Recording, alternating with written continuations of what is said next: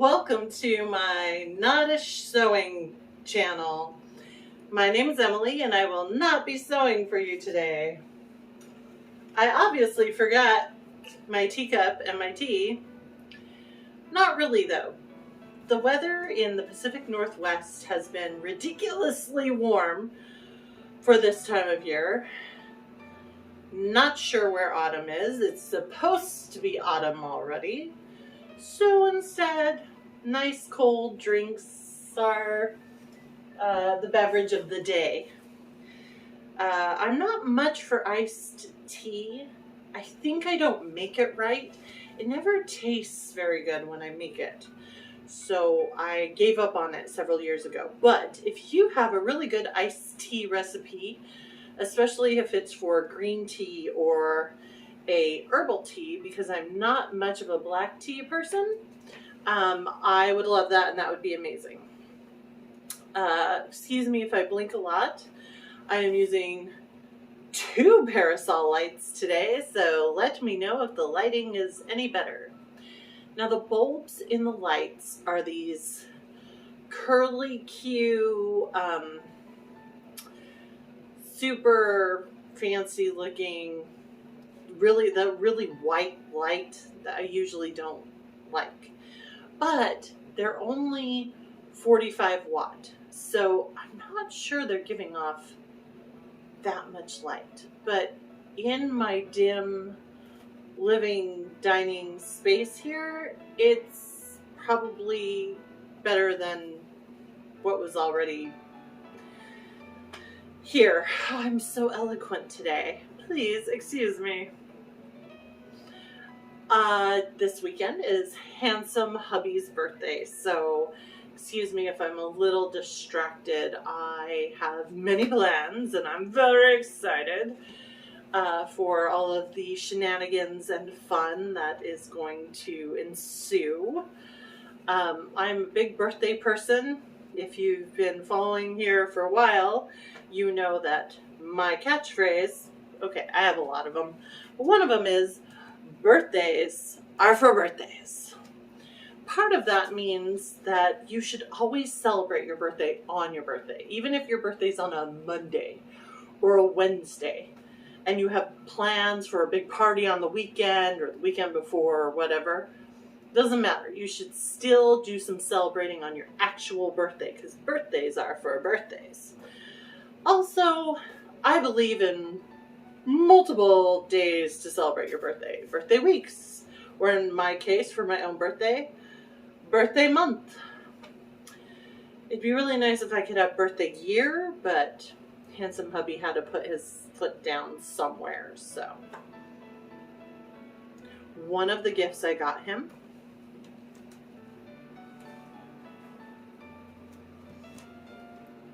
is this book. It's As You Wish by Carrie Elwes. I don't know if I said that right. From The Princess Bride. The Princess Bride is one of our favorite movies. We love any story about lovers who were torn apart and many years later brought back together, because that was basically our story. I will not tell that story again here. I will not. No, I'm not going to. I'm not going to. What I am going to say is that because of birthday planning, birthday shenanigans, birthday house cleaning, have not got nearly as much done as I thought I would. That is kind of the broken record sound that I make. Haven't got nearly done as much as I thought I would. I also have to, it's not really a confession, I have to tell you guys something. And it's hard because I don't want to make it sound like I'm being a big fat quitter, which I kind of am, but there is a reason behind this, and it's a smart reason. So, I've been kind of going nuts trying to get this corset and this dress done for my anniversary trip for the deadline, and I get really anxious and very upset when things don't work, like when I sew something wrong and I have to take the time to unpick the whole thing, and I see the deadline looming and there's so much other stuff to do, and then I'm trying to like plan out what day is that going to happen and how early I'm going to get up, and what kind of hair supplies do I need to pack for that, and then what do I need to pack for him so he can get all dressed up and everything. And my husband saw my craziness and sat me down, as he does, and in his oh so calming, gentle way said, "Now, why are you doing this?"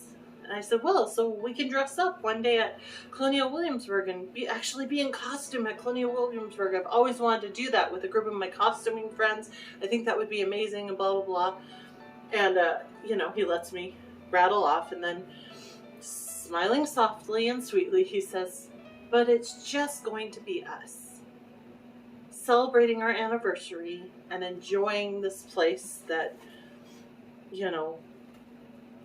we've never been to." Well, technically both of us have been to when we were little, but we weren't paying attention. We're paying attention now. We're adults. And he said, "And you want to spend one of those days crazily trying to get all ready and all dressed up and fitting this costume and getting me in costume, and then trying to figure out how to get pictures of ourselves." And the more he talked, as is often the case, the more sense he made. He basically pointed out that this is not a costume trip with friends like I, had always envisioned it would be. This is a fun, emphasis on fun, anniversary trip with my husband to a wonderful place to explore all the history that we know or don't know and love, and to see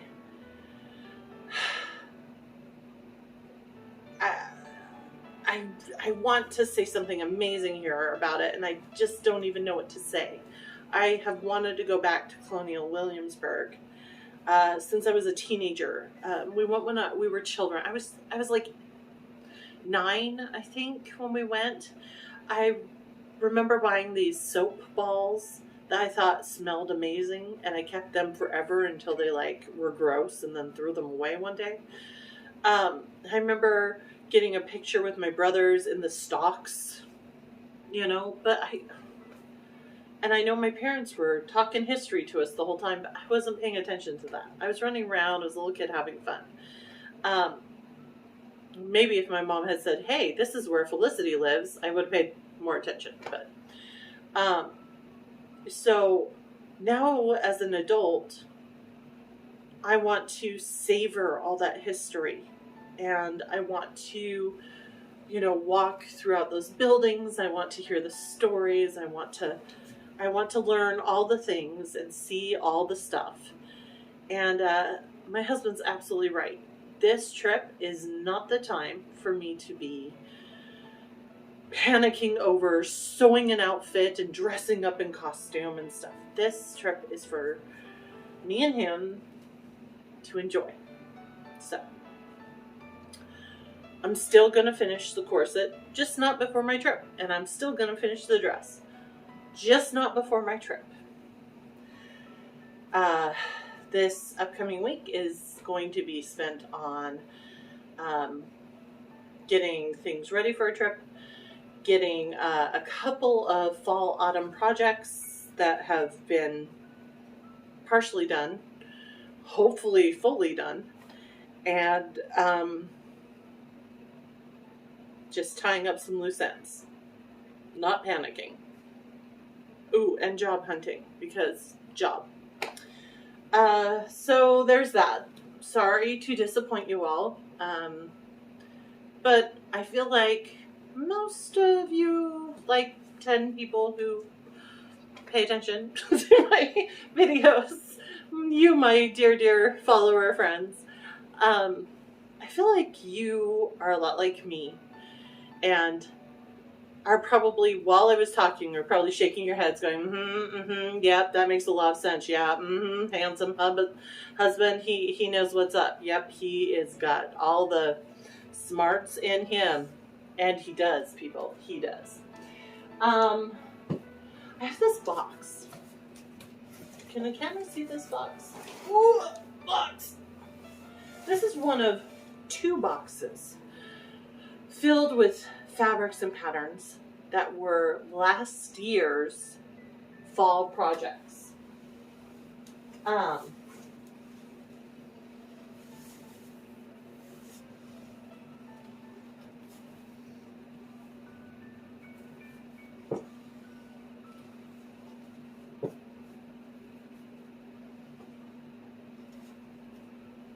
Sorry, I'm being quiet while I pile this up. You see all of this? Oh. See all this? That is 1 box of the fall projects I wanted to get done last year. Do you want to know how many fall projects I got done last year?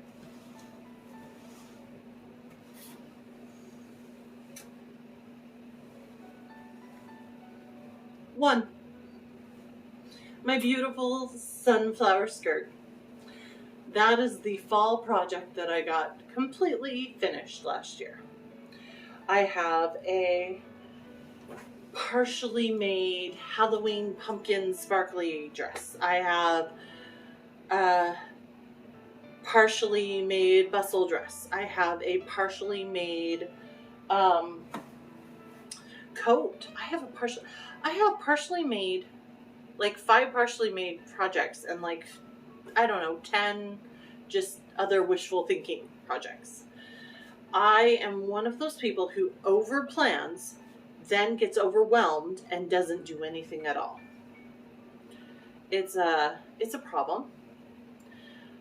There's just so much that I want to do, that I want to make, that I want to wear, that I want to be. But, you know, then I also have my own insecurities and self-esteem issues and things that make that hard to do. So, I am committed to finishing 3 autumn projects between October through the end of November. 3. And 2 of them I've already started. 2 of them I've already started. One is a fall bustle outfit that matches this beautiful bustle era hat that I got from Atelier Mella. And one of them is a coat. That I started. A retro era coat that I started. So I am determined to get those 2 done, and then a secret 3rd project. Secret. Oh yes. I really want to tell you about secret 3rd project, but I'm going to wait until after my trip because there's whole story and stuff to it, and since I'm not even able to work on it right now, I want to wait until I am. And I want to, what I was hoping to do this week was to work on it a little bit and film myself. I know, take a deep breath, this is going to be big, sewing, and kind of figure out how to, the word we don't like, edit it into the video a little bit. While I explained why I wanted to do this project. That didn't happen this week because I was too busy working on corset and the dress for the trip. So, hopefully that will happen the week after I get home. I will tell you one thing about Secret Project. secret project came about because I noticed a body positivity issue thing in a genre I love. And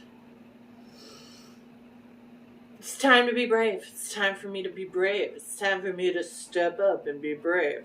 I don't know why I do that. In my head, I sound like Kronk from Emperor's New Groove. But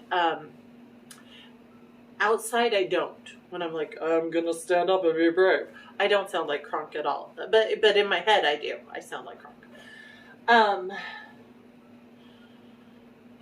Hey, if you can't see my eyes very well, I have no eyeliner and no mascara on. That is because I have a sty in this eye, and it's gotten sore, and there's a pink bump on the corner of my eye. And I have noticed in the past that when I wear eyeliner and mascara, when I have one of these, it makes it worse and drags it on for longer. So I'm just wearing some eyeshadow, but no eye makeup or no eyeliner and mascara because I want my eye to get better for my trip. I'm a little worried about my trip, guys. Handsome husband, who is amazing and wonderful and can do so many amazing, wonderful things, is the worst photographer in the world. Like, you can ask my friends.